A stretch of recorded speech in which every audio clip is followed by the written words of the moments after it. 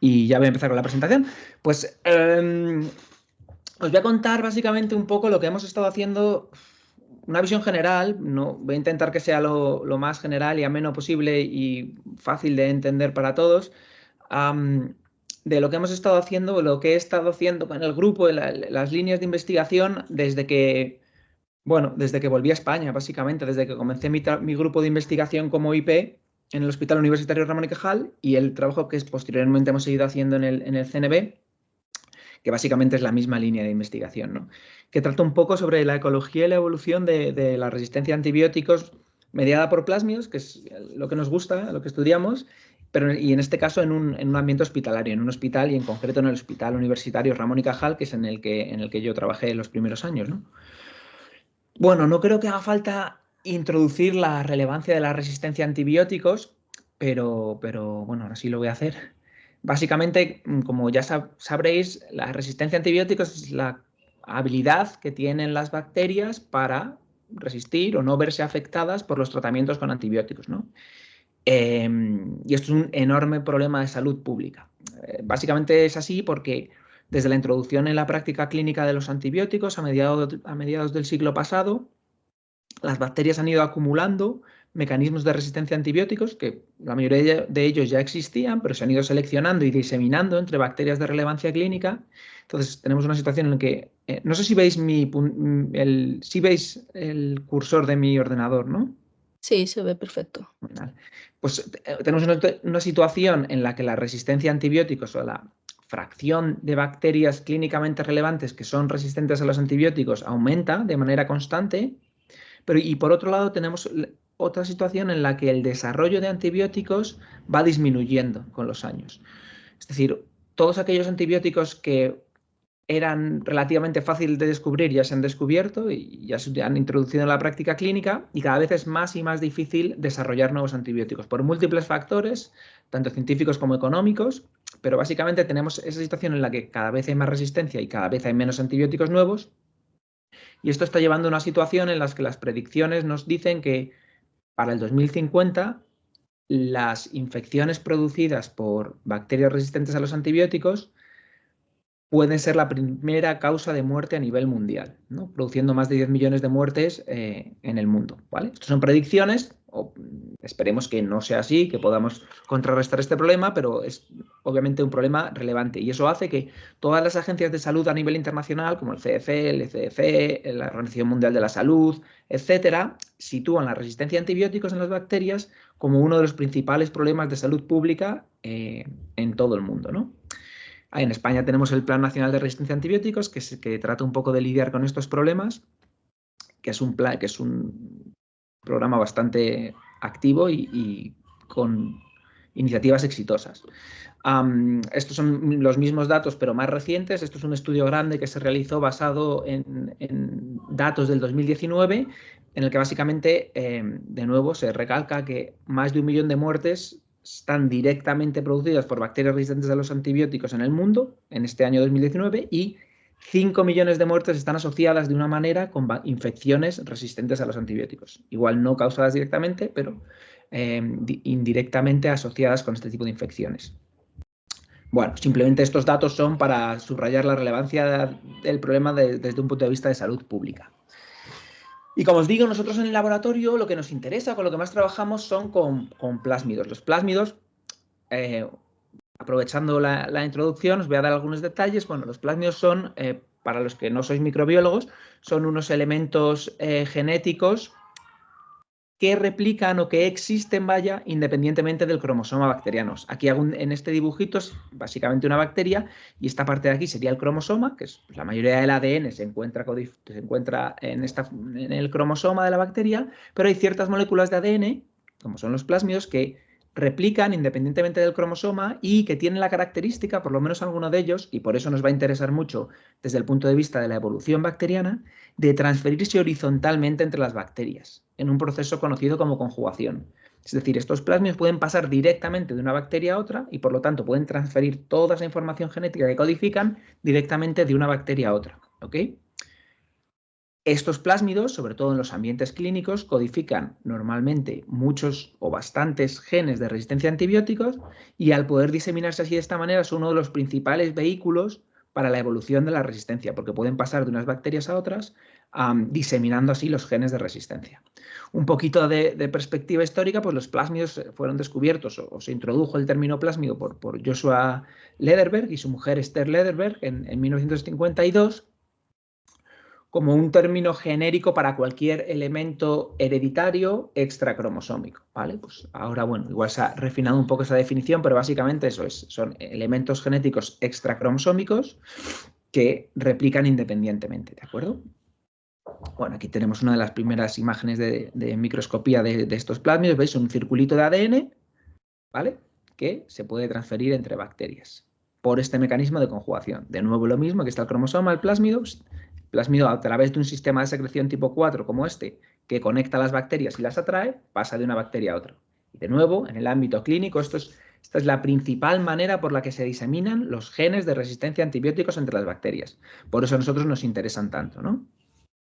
¿Y cómo son los plásmidos? Pues aquí os pongo un ejemplo del plásmido con el que nosotros trabajamos más, que es este que se llama P-OXA48, ¿vale? Se llama OXA48 porque codifica una carbapenemasa que es OXA48, ¿vale? ¿Qué es una carbapenemasa? Pues una carbapenemasa es una enzima del tipo beta-lactamasa, que son enzimas que hidrolizan antibióticos del tipo betalactámico. Los antibióticos betalactámicos son la penicilina, ampicilina, cefalosporinas, carbapenemas, esos son antibióticos betalactámicos. Y esta OXA48 tiene la característica que es capaz de hidrolizar dentro de la familia de los betalactámicos el grupo de antibióticos más moderno que existe, que son las carbapenemas o los antibióticos carbapenémicos, que son antibióticos que solo se usan en los hospitales para tratar infecciones que son multiresistentes. Es decir, son antibióticos de lo que se conoce como de último recurso, que solo se usan cuando no hay otra solución, ¿vale?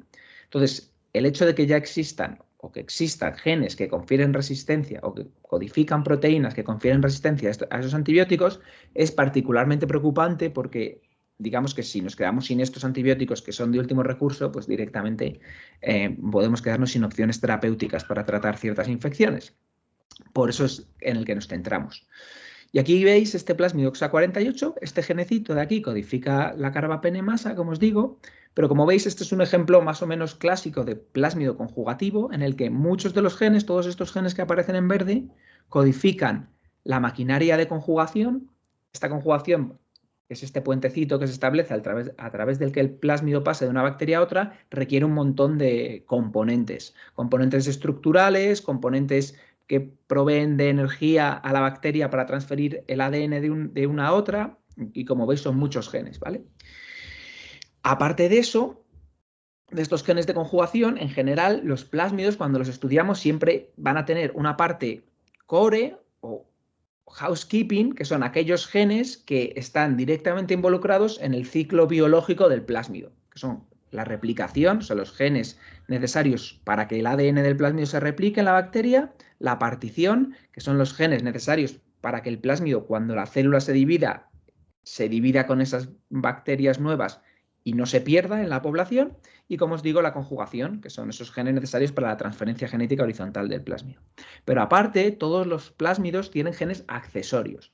¿Y qué son estos genes accesorios? Pues son una serie de genes que codifican prácticamente cualquier cosa. Esto es lo que les da tanto éxito a los plásmidos como plataformas para la evolución de las bacterias, que dentro de estos genes accesorios puede encontrarse cualquier cosa que vaya a ayudar a las bacterias a adaptarse a un medio determinado o a un ecosistema determinado. En el ámbito clínico, obviamente, la resistencia a los antibióticos o la virulencia son parte de estos genes que se encuentran codificados en la parte accesoria, pero en el medio ambiente son genes que hacen otras cosas, puede ser cualquier gen, digamos, ¿no? Pero bueno, volviendo a nuestro ejemplo, pues en este caso lo que tiene son, bueno, en este caso un gen de resistencia a antibióticos muy relevantes y muchos otros genes que hacen pues, otras cosas. Entonces nosotros, como os digo, en el laboratorio estudiamos la ecología y la evolución de estos procesos, de la resistencia a antibióticos mediada por plásmidos. Y en concreto en un ámbito como puede ser un hospital. Entonces, para estudiar estos procesos, estudiamos las distintas partes del ciclo de vida de los plásmidos en estas poblaciones bacterianas que se conocen como microbiotas, que son las poblaciones bacterianas, que suelen ser complejas y estar formados por muchos individuos de muchas especies distintos, como por ejemplo puede ser la microbiota intestinal, ¿no? Que como también probablemente conocéis, todos tenemos miles de millones de bacterias en el intestino. De hecho, tenemos tantas células bacterianas en nuestro cuerpo como células propiamente humanas, y la mayoría de estas están en el intestino y son comunidades muy complejas de muchas especies, etc. Entonces, en estas comunidades hay muchas interacciones ecológicas, y lo curioso de las bacterias es que las interacciones ecológicas ocurren en el mismo rango de tiempo, digamos, que la evolución. Así como en los organismos superiores, eucariotas, la ecología y la evolución ocurren en, digamos, rangos temporales distintos, en las bacterias, al tener una capacidad de división tan grande y dividirse prácticamente pues, cada media hora o cada hora, dependiendo de las condiciones, esa evolución ocurre más o menos, o sea, ese cambio genético a lo largo de la división de las bacterias ocurre en el mismo ámbito temporal que la ecología, es decir, que la interacción entre los distintos individuos. Entonces, para entender cómo la resistencia a antibióticos mediada por plásmidos actúa en estas comunidades, hay que estudiar tanto procesos ecológicos como evolutivos. En fin, para entender esto un poquito, estudiarlo de manera un poco más ordenada, lo que hacemos es intentar estudiar cada proceso que ocurre. Por un lado, tenemos bacterias en una microbiota compleja que interaccionan entre ellas y que en algunos casos pueden portar estos genes de resistencia a antibióticos en los plásmidos y se pueden transferir entre las bacterias, ¿no? Nosotros intentamos entender los procesos de transferencia de las bacterias entre distintos pacientes y de los plásmidos de resistencia entre las distintas bacterias a nivel del paciente, ¿vale? Como ahora veréis. Pero una vez se transfiere un plásmido de resistencia de una bacteria a otra, se producen una serie de efectos en el fitness o en la capacidad reproductiva de la bacteria. Por un lado, si ese plásmido porta genes de resistencia a antibióticos, esa bacteria va a ser resistente a los antibióticos y por lo tanto en presencia del antibiótico va a tener una ventaja competitiva muy grande comparado con las otras bacterias. Eso es indudable, ¿no?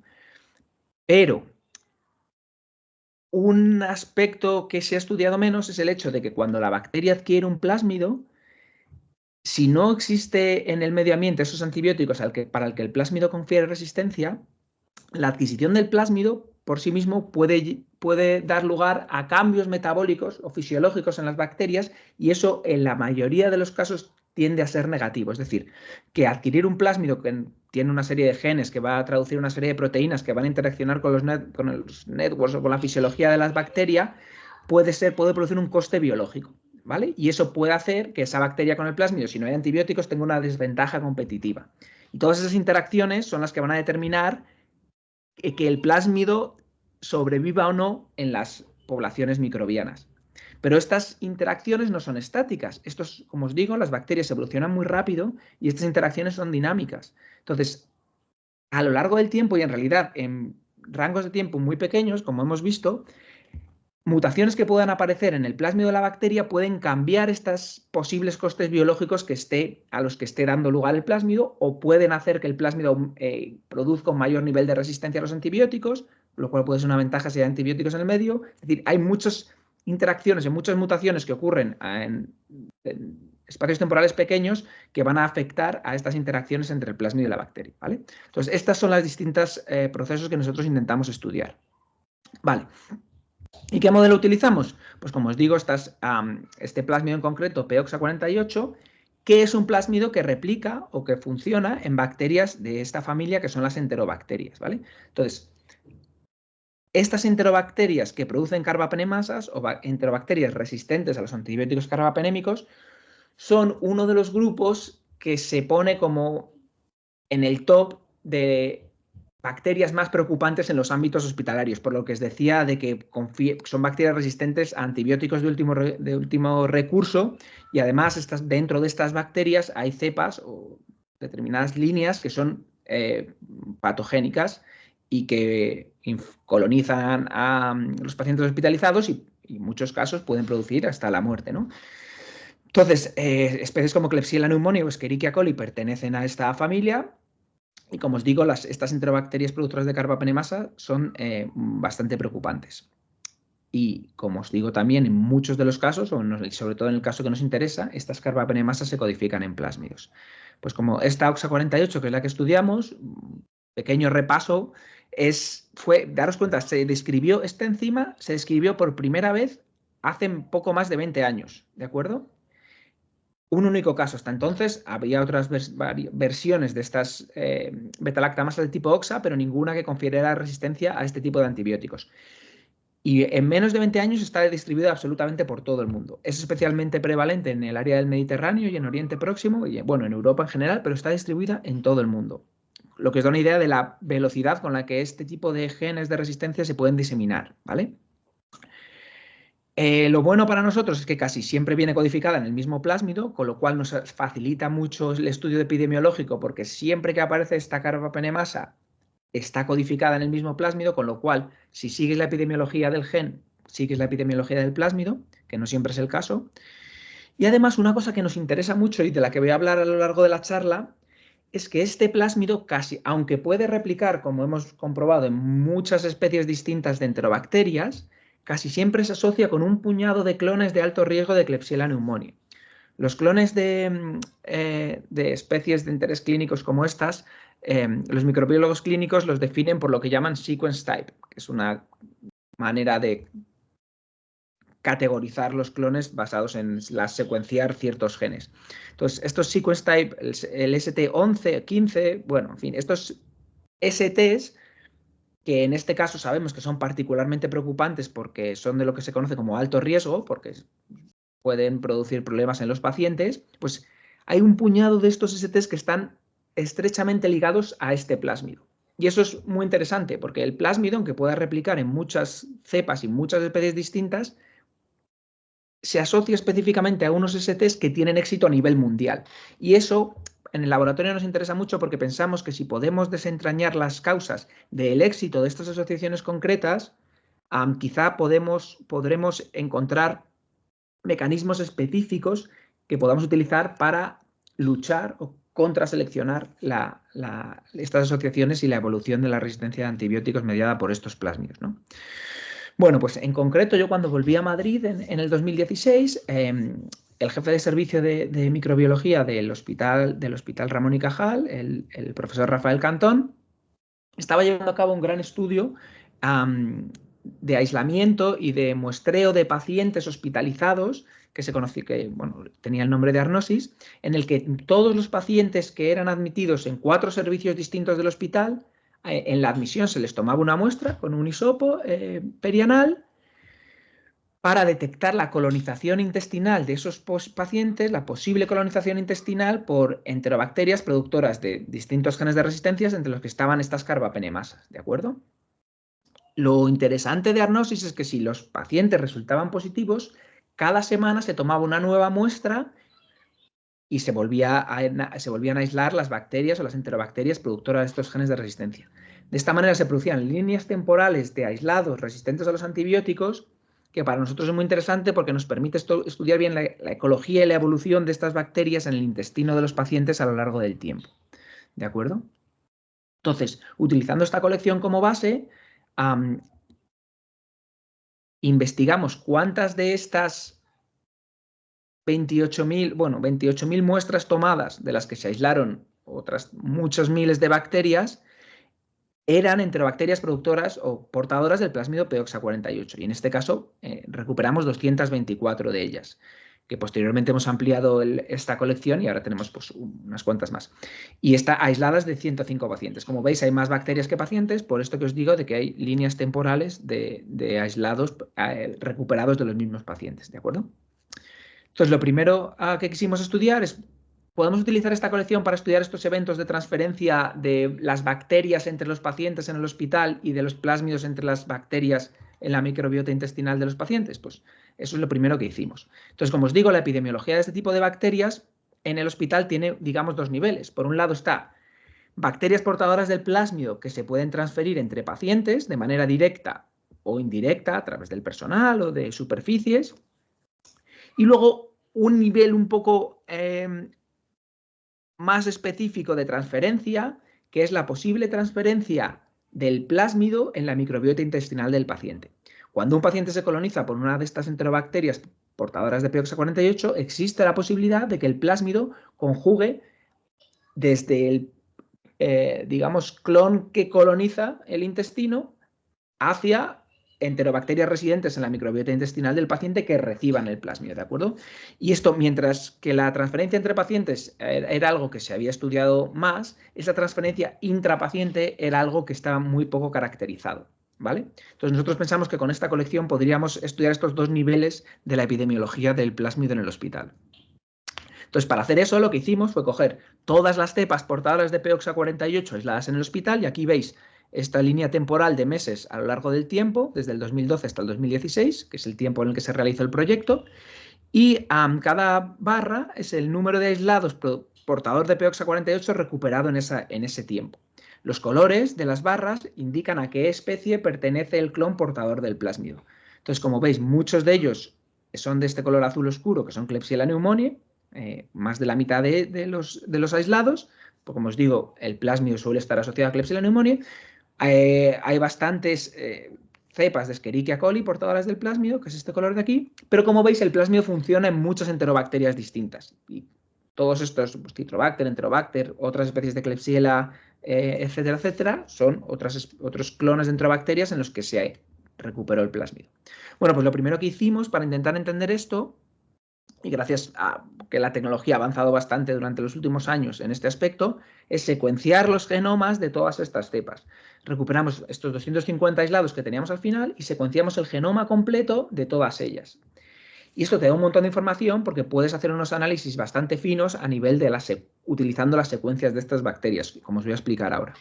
Entonces, ¿qué es lo que hicimos? Pues con estas secuencias de las bacterias intentamos reconstruir primero las dinámicas de transferencia de las bacterias portadoras del plásmido entre los pacientes. Para eso colaboramos con Ben Cooper de la Universidad de Oxford, que es un epidemiólogo que usa modelos matemáticos para intentar reproducir estas dinámicas. Básicamente lo que utilizamos son unos modelos en los que tú incluyes los datos genómicos de las bacterias, así como todos los datos epidemiológicos que tengas sobre los pacientes de los que se han aislado las bacterias.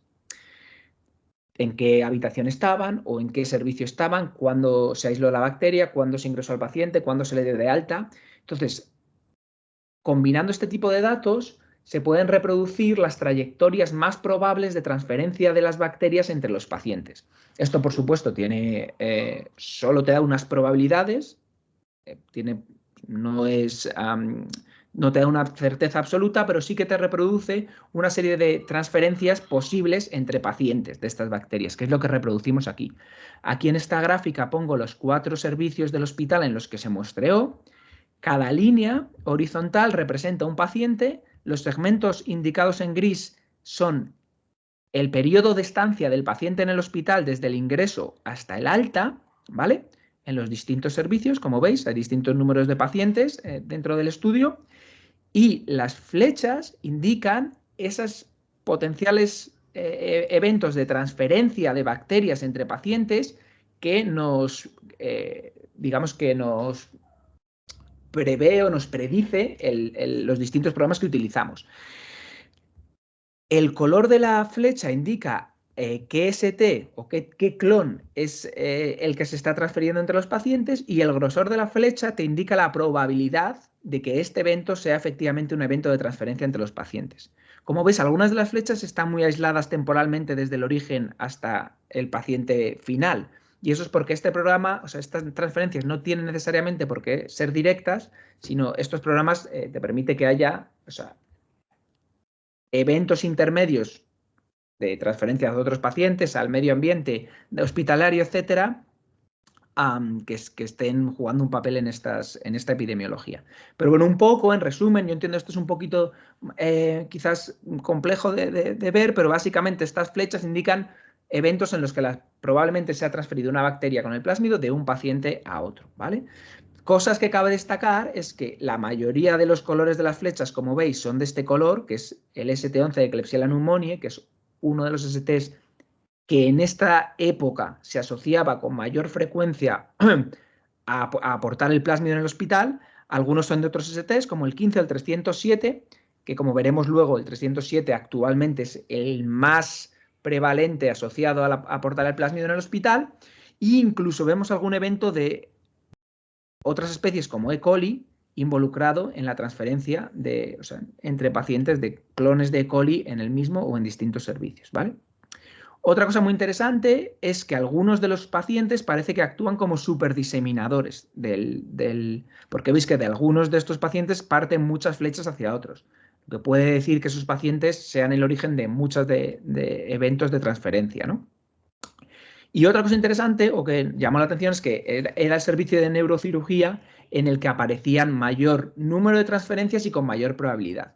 Por eso intentamos estudiar este servicio en un poco más de detalle y lo que hicimos es ir ahí a hablar con la gente del servicio e intentar obtener más información epidemiológica de la que ya teníamos. Y para eso lo que les preguntamos sobre todo es en qué camas estaban ingresados cada uno de estos pacientes a lo largo del tiempo. Entonces lo que represento aquí es de nuevo los mismos datos, pero ahora utilizamos un código de color para indicar en qué habitación estaban ingresados cada uno de los pacientes. Esto obviamente no son los nombres reales de las habitaciones, pero esto es un servicio que tiene como unas 20 habitaciones y en estas que indico aquí es en las que ha habido por lo menos un paciente que está involucrado en uno de estos procesos de transferencia. Y una cosa que nos llamó mucho la atención es que una de las habitaciones, que aquí llamamos habitación G, que es este color rojo, ves que me parece que hay 6 pacientes distintos que solapan en el tiempo en esta habitación, porque la habitación tiene 2 camas, en los que parece que se están produciendo eventos de transferencia entre ellos en esa misma habitación. Lo que probablemente indica es que esta habitación está actuando como un hotspot de transmisión de estas bacterias. O bien porque hay un paciente que está altamente colonizado y transmite la bacteria, o bien porque hay un reservorio ambiental, pues la pila o algo en la habitación que está colonizado por esta bacteria que después se transmite hacia los pacientes. Entonces, este tipo de datos, bueno, pues aparte del interés que tiene para nosotros desde el punto de vista de investigación más o menos básica, son el tipo de cosas que nosotros luego podemos, digamos, devolver a la gente en el hospital para que quizás intenten entender por qué en este periodo de tiempo, qué medidas se habían tomado o qué estaba pasando en esa habitación para que actuase como reservorio, ¿no? Y como hotspot de transferencia. Bien. Eso es por lo que respecta a la transferencia de las bacterias entre pacientes. Pero lo bueno de este tipo de datos y de secuenciar los genomas es que también podemos utilizarlos para reconstruir, como os decía, la transferencia del plásmido entre bacterias en la microbiota intestinal de los pacientes. No os voy a dar muchos detalles, pero lo que os voy a decir es que estudiando todas las secuencias de todos los plásmidos encontramos una serie de variantes de los plásmidos que tenían unas mutaciones específicas que nos permitían traquear la epidemiología del plásmido, es decir, confirmar si ese plásmido se estaba transmitiendo entre distintas cepas en el hospital, ¿vale?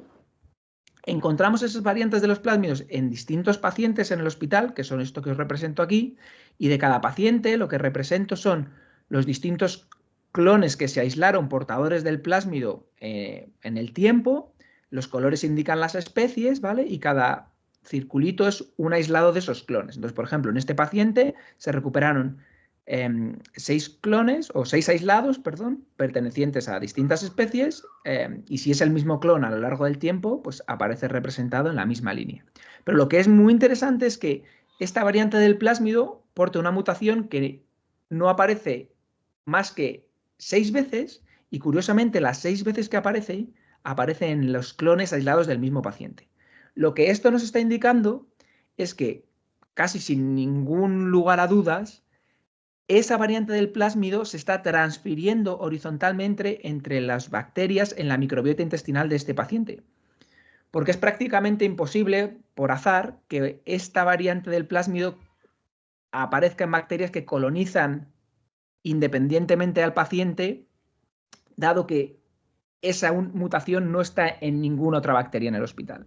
Esto lo que quiere decir es que la variante se está transmitiendo por conjugación en la microbiota del paciente, ¿de acuerdo? Entonces, utilizando estas firmas genéticas en las distintas variantes de los plásmidos, podemos asegurar que prácticamente todos los pacientes en el hospital que se colonizan por una bacteria portadora de P-OXA48 sufren eventos de transferencia horizontal en el intestino, es decir, que la bacteria que coloniza transmite el plásmido hacia otras bacterias. Y esto tiene una gran importancia epidemiológica, porque básicamente lo que significa es que se están creando nuevas asociaciones de este plásmido de gran relevancia clínica con nuevas cepas de enterobacterias, y no solo eso, sino que además eso da lugar a portadores portadores del plásmido en la microbiota intestinal de larga duración, digamos, porque, por ejemplo, mirar aquí este paciente que se coloniza con el ST11 portador de POX48, que como sabemos es la bacteria más prevalente con el plásmido en el hospital.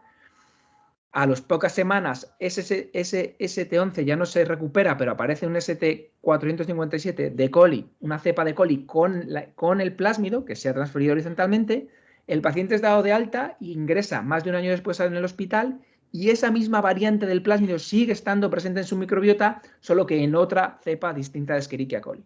Lo que significa esto es que durante más de un año ese plásmido se está moviendo entre las enterobacterias de la microbiota del paciente, y ese paciente está colonizado todo ese tiempo por este plásmido de resistencia. Lo que significa es que cuando se da el alta, ese paciente es susceptible de transmitir esa bacteria con esos mecanismos de resistencia hacia otros miembros de la comunidad, de la familia, de cercanos o no, pero es muy importante desde el punto de vista de epidemiología, ¿vale? Bien, entonces esto en cuanto a la transmisión del plásmido, ¿vale? Esto es un poco lo que hemos aprendido en cuanto a la transmisión del plásmido. Pero como os digo, otra cosa que nos importa mucho son los efectos que tiene el plásmido en el fitness de la bacteria, independientemente solo de ese nivel de resistencia o no, porque eso pensamos que puede determinar la probabilidad de que ese plásmido se mantenga en la población bacteriana. Y eso también pensamos que es lo que determina por qué algunas asociaciones entre ciertos STs o ciertos clones bacterianos y el plásmido son tan exitosas. Todo esto es algo que hemos estudiado mucho en el laboratorio. Para empezar a estudiar esto, lo que hicimos fue pensar qué fenotipos o qué efectos del plásmido sobre la bacteria podrían ser importantes para determinar el que las asociaciones fueran exitosas o no, ¿vale? Entonces, como os digo, tenemos los efectos que tiene el plásmido en el fitness de la bacteria, independientemente de la resistencia a antibióticos, es decir, si produce o no un coste fisiológico, los efectos que tiene el plásmido en el fitness de la bacteria, si hay selección de antibióticos, que básicamente quiere decir qué nivel de resistencia confiere el plásmido a la bacteria, y finalmente la capacidad que tiene el plásmido para diseminarse horizontalmente. Por nosotros pensamos, si hay ciertas bacterias que son mejores receptoras del plásmido que otras, eso puede promover que en esas bacterias aparezca el plásmido con más frecuencia y dé lugar a estas asociaciones exitosas. Entonces empezamos a estudiar estos posibles factores. El primero que estudiamos, como os digo, es qué efectos tenía el plásmido en la bacteria en la ausencia de selección con antibióticos. Para hacer eso, lo que hicimos es coger una serie de cepas provenientes de estos pacientes, de este proyecto Arnosis, 25 cepas de coli y 25 cepas de Klebsiella pneumoniae, que aquí tenemos representadas en estos árboles según sus secuencias genómicas, y generamos versiones de estas cepas exactamente isogénicas, es decir, exactamente idénticas, excepto por la presencia o ausencia del plásmido POXA48, ¿vale? Si queremos estudiar el efecto de POXA48 en el fitness o en la capacidad de dividirse de las bacterias, necesitamos generar estas versiones exactamente iguales con y sin el plásmido, ¿vale? Una vez tenemos esas versiones, podemos estudiar el efecto del plásmido en el fitness de la bacteria, que esto es un poco, bueno, os lo voy a explicar ahora. Básicamente esto lo que te permite entender es, pones las bacterias con y sin el plásmido a competir, es decir, a crecer en el mismo medio, y ves cuántas veces se divide una con respecto a la otra. Es decir, si portar el plásmido te produce un coste biológico, te vas a dividir un poquito más despacio si lo portas que si no. Y entonces, cuando ves el cambio de frecuencia de la bacteria con y sin el plásmido en el tiempo, puedes calcular cuál es el fitness relativo de la bacteria portadora del plásmido comparado con el fitness relativo de la que no porta el plásmido. Si el fitness relativo de esa bacteria es menor que 1, significa que el plásmido produce un coste. Si el fitness relativo es mayor que 1, significa que el plásmido produce un beneficio en ausencia de los antibióticos. Y esta fue nuestra primera sorpresa. En este gráfico represento esos fitness relativos de las bacterias con el plásmido comparado con la misma bacteria sin el plásmido. Las barras azules son Klebsiella y las barras rojas son coli. En general, en la literatura y por nuestra experiencia previa, lo que se asumía o lo que se pensaba es que los plásmidos, si no hay esos antibióticos, producen un coste biológico, es decir, que todas las cepas iban a estar en esta parte de aquí. Pero como veis, no es así. El plásmido produce un amplio rango de efectos en fitness, una distribución amplia, y en algunas de las cepas no solo no produce ningún coste, sino que puede ser hasta beneficioso. Y esto fue un poco un pequeño cambio de paradigma en el campo, porque hasta entonces siempre se había asumido que los plásmidos producían un coste. Y es verdad que nosotros pensamos que siempre se había asumido esto y todos los resultados indicaban eso, porque todos los experimentos que se habían hecho, o la mayoría de los experimentos que se habían hecho hasta el momento, consistían en coger un plásmido de resistencia a antibióticos cualquiera, ponerlo en una cepa de laboratorio y hacer este tipo de experimentos. La diferencia con nuestra aproximación es que aquí lo que estamos viendo es el efecto del plásmido en cepas que son ecológicamente compatibles, que están en los mismos intestinos de los mismos pacientes. Y pensamos que esa compatibilidad ecológica también determina en gran medida esta compatibilidad en los efectos que tiene el plásmido sobre el fitness. En cualquier caso, lo que vimos es que el fitness relativo, aunque la media de efectos de fitness del plásmido en todas las bacterias es menor que 1, lo que significa es que de media el plásmido produce un coste, esta distribución es muy amplia, ¿vale? Esta distribución es muy amplia y tiene una cola de efectos positivos. Entonces nosotros pensamos que esto puede ser muy importante para determinar, este tipo de distribución puede ser muy importante para explicar por qué los plásmidos se pueden mantener en las comunidades bacterianas, que es una cosa que lleva mucho tiempo en debate y es una cosa que se conoce como la paradoja de los plásmidos, que básicamente lo que dice es, si los plásmidos tienden a producir un coste, ¿cómo se puede explicar que haya tantos plásmidos en las comunidades bacterianas? Y nosotros pensamos que esta es la explicación. Y entonces lo que hicimos fue utilizar estos datos para generar un modelo matemático en colaboración con nuestro colaborador Rafael Peñamiller, en las que dijimos, de acuerdo, asumamos una población de bacterias en las que el plásmido produce un coste en todos los miembros de la población y que ese coste es fijo y siempre el mismo, que básicamente es lo que habían hecho todos los modelos hasta la fecha. Si tú asumes esto y preguntas al modelo, ¿cómo de probable es que el plásmido sobrevive en la comunidad bacteriana en función de el número de individuos en la comunidad y de la tasa de conjugación del plásmido? Básicamente en estos cuadrados lo que representamos es por colores la probabilidad de que el plásmido se mantenga, con azul siendo muy probable y rojo siendo muy poco probable. Y básicamente lo que te dice el modelo es que la única situación en la que un plásmido se va a mantener en una comunidad microbiana es si conjuga mucho, para tasas de conjugación muy altas. Es decir, si compensa el coste que produce mediante la transferencia horizontal diseminándose entre muchas bacterias. Sin embargo, si cogemos exactamente la misma media de coste biológico del plásmido de la comunidad, pero ahora permitimos que esa distribución de costes tenga la forma que nosotros hemos visto experimentalmente, la situación cambia completamente. Y es muy sencillo de explicar, es simplemente porque siempre que haya miembros en la comunidad en los que el plásmido no produzca un coste, tan pronto como el plásmido llegue ahí, se va a mantener en la población. Y esto pensamos que puede ayudar a explicar por qué los plásmidos se mantienen en las poblaciones bacterianas. Vale, eso es con respecto a los efectos en el fitness en ausencia de selección.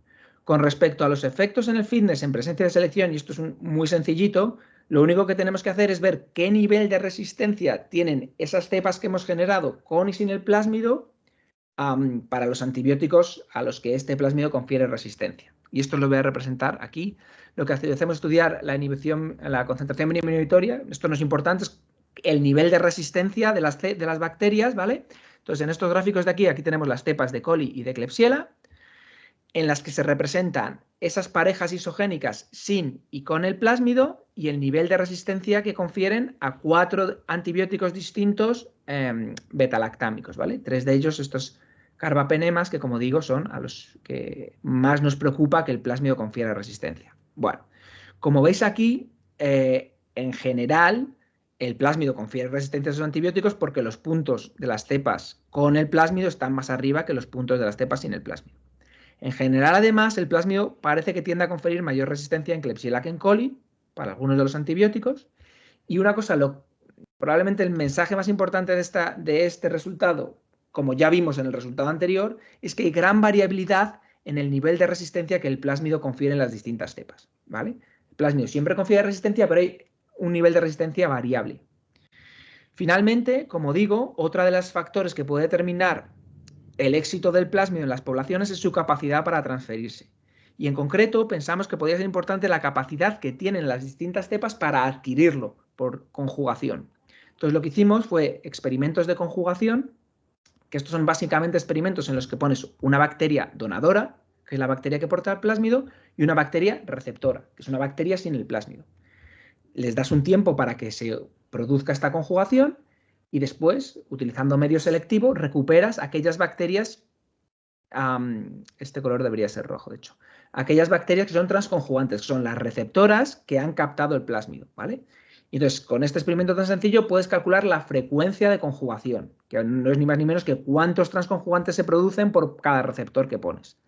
Pues bien, cogimos una serie de cepas de coli y de Klebsiella para estudiar las frecuencias de conjugación cuando estas distintas cepas, que son las mismas que venimos estudiando, actúan como receptoras. Para tener resultados un poquito más robustos, utilizamos 3 posibles donadores distintos y estos son los resultados que obtuvimos. Estas son las frecuencias de conjugación. Cuanto más alta significa que más transconjugantes se producen. Estas son los receptores de las distintas especies y los 3 donadores, ¿vale?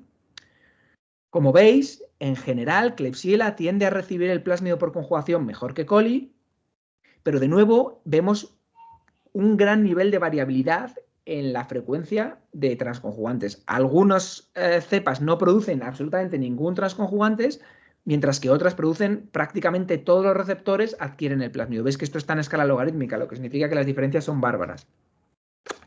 De nuevo, mucha variabilidad. Entonces, habiendo visto esto, lo que pensamos es, ahora tenemos una serie de cepas muy bien caracterizadas en las que para cada uno de estos parámetros podemos tener un resultado, cómo de resistentes son con el plásmido, cómo de bien adquieren el plásmido por conjugación, cuánto les cuesta el plásmido cuando no hay antibióticos. Entonces decidimos coger todos estos datos para intentar modelizar el impacto de esta variabilidad en todos estos fenotipos en la distribución del plásmido en la comunidad bacteriana. De nuevo, colaborando con Rafael Peña-Miller, lo que hicimos fue estas 20 cepas, 10 de coli y 10 de Klebsiella, que teníamos también caracterizadas, parametrizar todos estos posibles crecimiento de la bacteria con el plásmido, transferencia del plásmido, capacidad de resistir a los antibióticos y formalizarlo en un sistema de ecuaciones diferenciales, y con esto simular computacionalmente qué ocurriría en poblaciones de estas bacterias bajo distintas condiciones ambientales, que es algo que si quieres hacer experimentalmente es prácticamente imposible explorar el rango de parámetros que puedes explorar con este tipo de modelos, ¿no? Porque al hacerlo computacionalmente puedes hacer muchos más experimentos en el ordenador. Y esto básicamente, hicimos muchos experimentos, voy a enseñar solo uno, porque ya voy acabando, en el que intentamos simular computacionalmente la colonización de una microbiota intestinal por una de estas bacterias que colonizan esta microbiota en los pacientes cuando entran en el hospital. Así que lo que hicimos es simular que solo uno de los miembros de la comunidad porta el plásmido al principio a una frecuencia muy baja, que es lo que esperas que pasa cuando un paciente se coloniza, y preguntar cómo se comportaría el plásmido en esa población en distintas condiciones o distintos tratamientos de antibiótico, ¿vale? Estos son los resultados. Básicamente, esto es un poquito complejo de explicar, porque aquí lo que hacemos es compilar todas esas simulaciones realizadas en muchas concentraciones distintas de antibióticos, y básicamente lo que nos dicen estas simulaciones es que cuando no hay antibiótico, al tener el plásmido un poquito de coste y empezar en una fracción tan baja, la mayoría de las bacterias son, al final de la simulación, no portan el plásmido, que son estas líneas, parte que tiene este rayado así.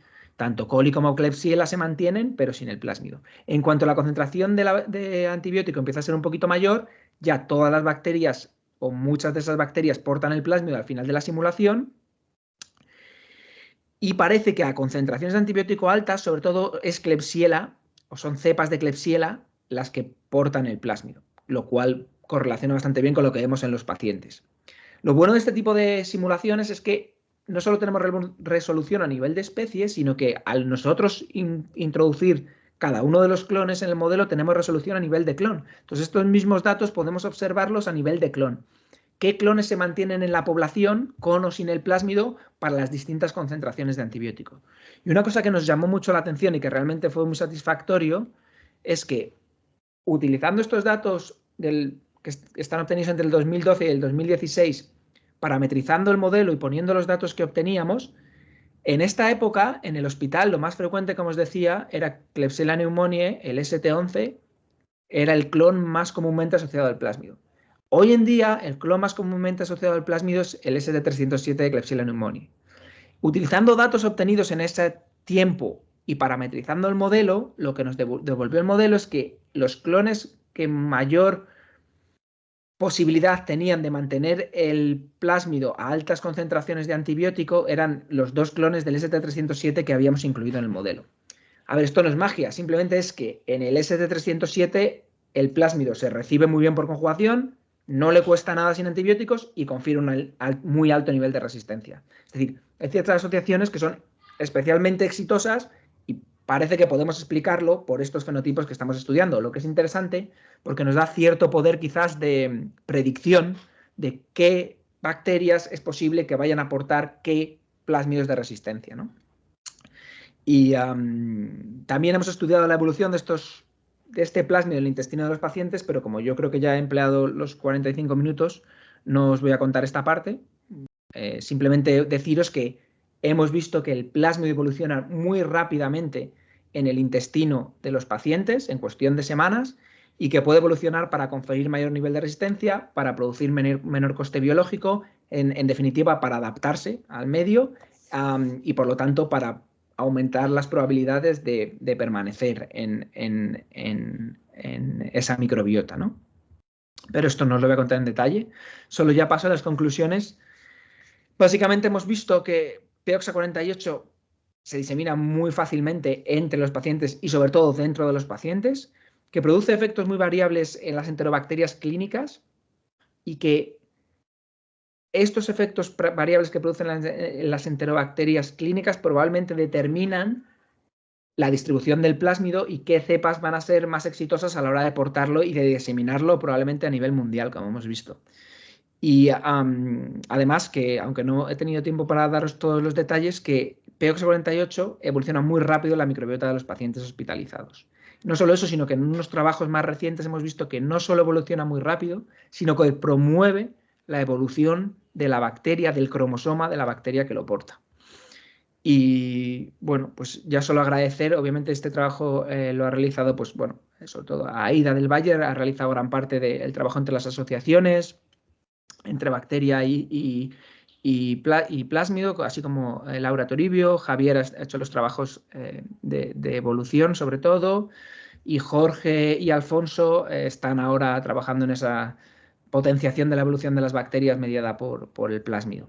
Y nada, pues agradecer a los colaboradores y a vosotros por vuestra atención. Y nada, si tenéis alguna pregunta, pues voy a dejar de compartir, yo creo, ¿no? Y a ver si soy capaz. Ya. Pues muy bien, muchísimas gracias, Álvaro. Ha sido fenomenal. Una cantidad de trabajo increíble. Un gran aplauso también para la gente de tu grupo, que se ve que hay un esfuerzo increíble. Obviamente el líder, cabeza pensante, pero un trabajo detrás de todos, de todo el grupo impresionante, cubriendo totalmente diferentes aspectos, lo cual es lo fundamental, que haya diferentes aproximaciones a una misma pregunta tan importante. A mí me gustaría antes de, si me puedo colar delante de todos vosotros, hacer una pregunta y después ya dejo que el resto te puedan hacer sus cuestiones. En relación a lo que has mostrado sobre, en general, qué pasa con los pacientes, esta transferencia tanto intrapaciente como, bueno, entre intrapaciente o entre ellos mismos, pero especialmente interesante lo que pasa que en un mismo paciente hay esa transferencia entre poblaciones. ¿Habéis determinado o sabéis cuál es el papel del hospedador en ese caso? O sea, ¿qué rol juegan los pacientes? O si hay se puede observar desde diferentes aspectos. ¿Hay alguna patogenia que podéis ver vosotros que a lo mejor hay una mayor incidencia en ese evento?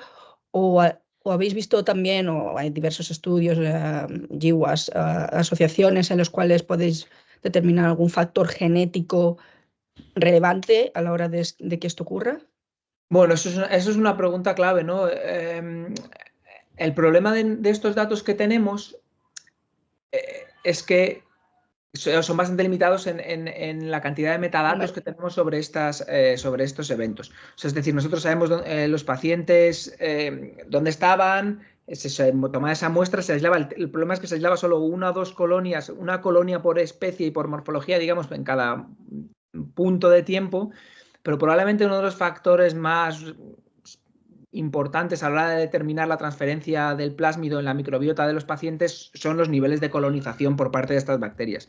Estos pacientes en general todos están, sobre todo en sitios como neurocirugía, todos reciben tratamientos de antibióticos, no porque tengan ninguna infección, sino porque pues, se van a someter a cirugías, etcétera, y entonces hay un tratamiento de antibiótico de soporte. Todos estos pacientes, la mayoría de ellos son de edades muy avanzadas.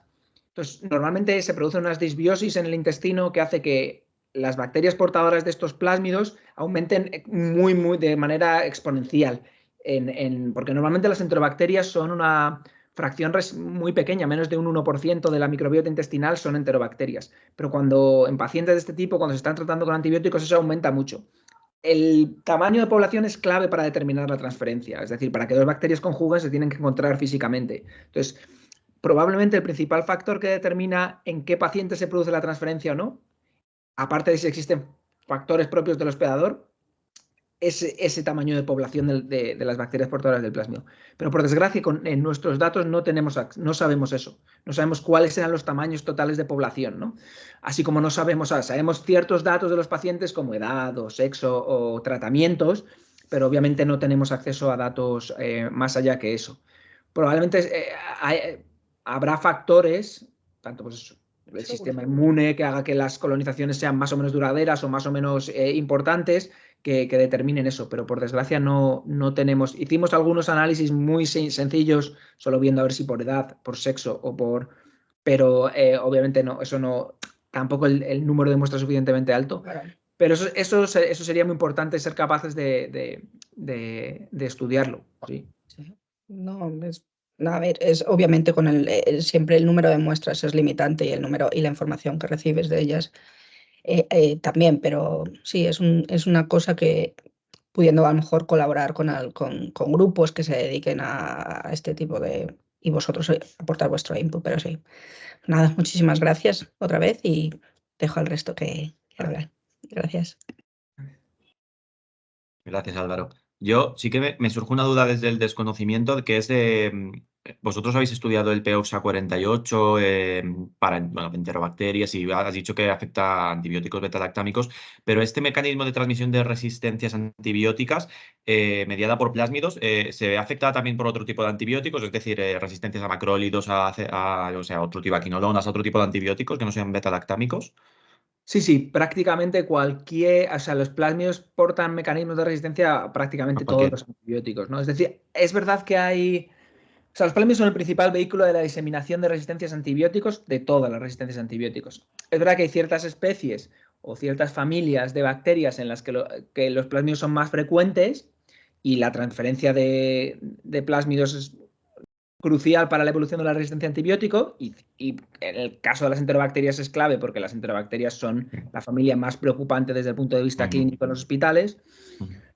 En otras bacterias, bueno, en otros incluso en gram positivos como estafilococos, también pues, hay plásmidos que se transfieren, enterococos, se transfieren por conjugación mecanismos de resistencia. Es verdad que hay algunos tipos de bacterias, como micobacterias, como puede ser el caso de la tuberculosis, en el que no existe, esta transferencia no es tan común y la evolución de la resistencia a antibióticos viene siempre mediada o casi siempre mediada por mutaciones en las dianas, ¿no? En los genes o, bueno, mutaciones cromosómicas, digamos. No hay una evolución vertical, pero no hay transferencia horizontal.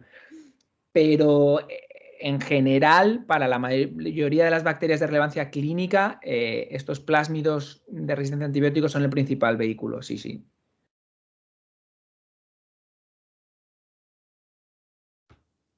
Los asistentes, si queréis, os podéis quitar el... Sí, no te oímos, Nagore, ¿estabas diciendo algo? Sí, no, que iba a decir que si alguien quiere hacer una pregunta, que se quitase lo que yo no he hecho. Sí.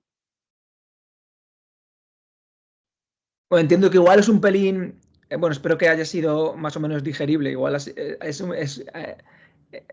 No sé si ha sido un poco demasiado... No, técnico. yo considero está bien, está accesible, no te preocupes. No, no, está bien, tranquilo. No, ha sido claro y conciso, no ha sido demasiado técnico ni demasiado. Sí. No, primero, Álvaro, muchas gracias. No, creo que ha estado muy claro para todos aquellos que no somos del campo, creo que se ha entendido perfectamente. Yo tenía una pregunta. Creo que has dicho que habéis hecho secuenciación de diferentes ST correspondientes a las mismas especies para ver si encontrabais alguna correlación con ciertos aspectos del genoma. ¿Habéis encontrado alguna mutación o algunos genes de ciertas vías metabólicas que estén asociados con la mayor probabilidad de captar esos plásmidos? Eso es una pregunta muy interesante y efectivamente es una de las cosas. Si fuéramos capaces de encontrar las bases genéticas de la predisposición a aportar el plásmido, eso sería realmente espectacular, porque entonces podríamos saber ya directamente qué bacterias van a ser capaces. Hemos hecho algún intento, pero nos vuelve a pasar un poco lo mismo, que cuando haces este tipo de análisis con bacterias, este tipo, pues como un GWAS o algo así, ¿no? Que intentas encontrar ciertas variantes asociadas a la presencia del plásmido, en general suele haber mucho ruido y es muy difícil tener una señal clara, porque es muy difícil, como la distribución del plásmido siempre está muy sesgada por ciertas partes de la filogenia y luego, obviamente, la filogenia, o sea, todos los cambios todas las características o variantes genéticas que están asociadas a la filogenia, digamos que te dificulta mucho discernir cuáles pueden ser las causas asociadas a aportar el plásmido cuando corriges por esa filogenia, ¿no? Y nunca hemos tenido éxito, en realidad. Es verdad que lo mismo, para hacer ese tipo de análisis y tener éxito necesitas un tamaño de muestra muy grande, que por otro lado cada vez las bases de datos están absolutamente... De genomas bacterianos crecen exponencialmente, con lo cual no es imposible y sería realmente... Pero es verdad que tampoco es nuestra especialidad y no hemos sido capaces, pero sí es algo que sería realmente interesante. Sería como que Rudiger marcase un penalti al final del partido. Y otra pregunta relacionada. Supongo que habréis secuenciado los POXA de las diferentes cepas que encontráis, ¿hay algún gen accesorio que esté más asociado con este tipo de bacterias o con la mayor transferencia del plásmido? Sí, claro, hemos secuenciado, tenemos determinadas todas las posibles variantes del plásmido que encontramos en el hospital, como quien dice, y para intentar entender, sí que, claro, encontrándose mutaciones vas sabiendo lo que hace cada gen, claro, pero una aproximación que estamos haciendo ahora para intentar entender el efecto de todos los genes en la fisiología del plásmido es utilizar lo que se llaman screens o cribados de CRISPR interference. Básicamente eso lo que haces es silencias utilizando CRISPR interference, ¿no? Silencias cada gen del plásmido individualmente, o sea, en una población en la que silencias en los distintos componentes de la población, silencias un gen distinto del plásmido y ves cómo esa población se comporta, pues si resiste más o menos a los antibióticos, si crece mejor o peor, si el plásmido se pierde más o menos, y de esa manera podemos, digamos, caracterizar cuál es el efecto de cada gen del plásmido en el fenotipo que estés estudiando. Y no solo eso, sino estamos haciendo esos screens con librerías para todo el genoma. De manera que silencias todos los genes, uno por uno, tanto del plásmido como del cromosoma. Y entonces, si comparas los resultados de esos cribados de la misma cepa con y sin el plásmido, puedes ver qué genes específicos interaccionan entre el cromosoma de la bacteria y el plásmido. O sea, qué genes de la bacteria hacen que el plásmido cueste más o menos, o qué genes del plásmido hacen que el plásmido se mantenga más o menos, y sobre todo esas interacciones al comparar entre la bacteria que lleva y no lleva el plásmido. Eso es complicado técnicamente, sobre todo con cepas clínicas, que son más difíciles de manipular genéticamente, pero parece que van saliendo y eso de repente te da una información muy, muy, muy grande porque puedes ver el efecto de todos los genes del genoma en esa interacción entre el plásmido y la bacteria. Muchas gracias. ¿Puedo hacer otra pregunta? Perdón. Sí. ¿Habéis hecho un seguimiento o sabéis de la información que obtuvisteis sobre el hospital, de los 4 departamentos, de los 4 servicios en el mismo? ¿Sigue ocurriendo este patrón?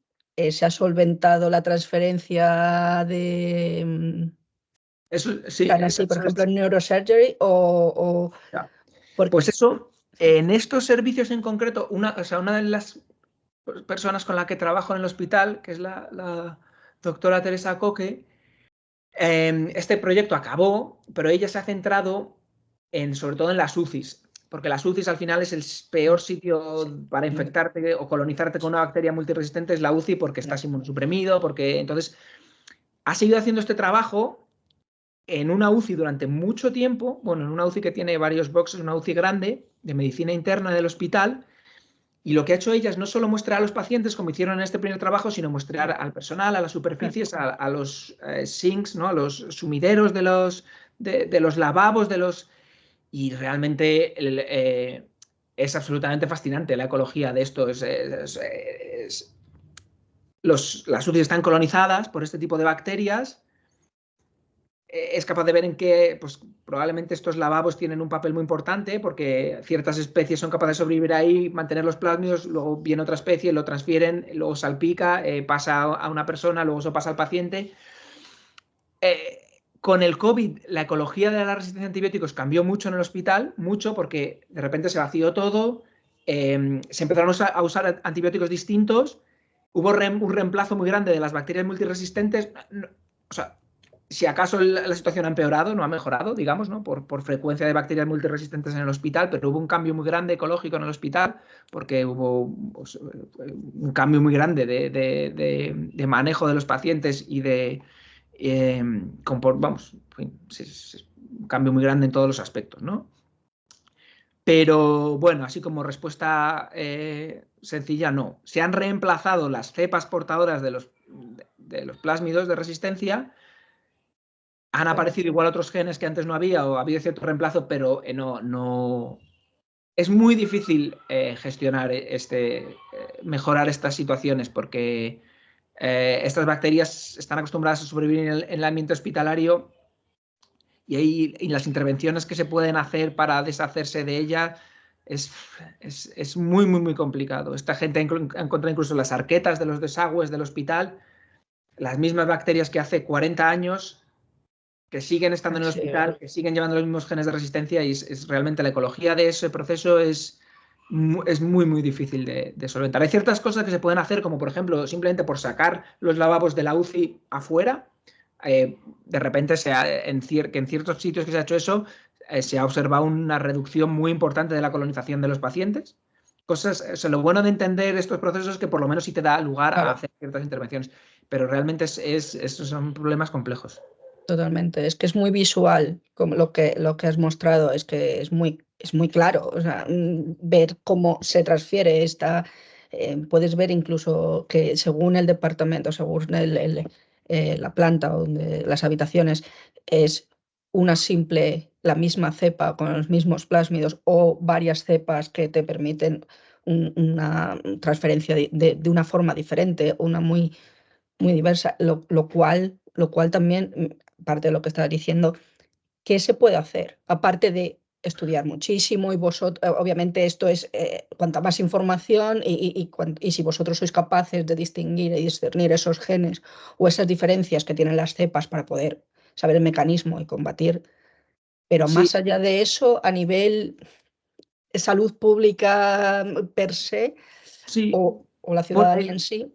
Hay distintos niveles de intervenciones. El hecho de entender este tipo de procesos de la epidemiología y la ecología en el hospital te permiten realizar intervenciones que sí que pueden tener impacto importante, como te digo, lo de sacar las pilas de la UCI, o hay ciertos hospitales en los que hay ciertos sistemas digamos que calientan los sumideros de estos lavabos de las UCIs como para esterilizarlos y parece que puede tener ciertas... O sea, hay intervenciones de este tipo y luego hay intervenciones que serían más... Si somos capaces de encontrar dianas parte de estos estudios que utilizamos con los cribados de CRISPR-AI es para encontrar ciertos genes, ciertas proteínas de las bacterias que inhibirlas, que cuando las silenciamos los plásmidos se pierden o los plásmidos cuestan mucho más, a priori, inhibir esas proteínas farmacológicamente daría lugar a que se contraseleccionen las poblaciones portadoras de plásmidos, ¿no? Cosas así.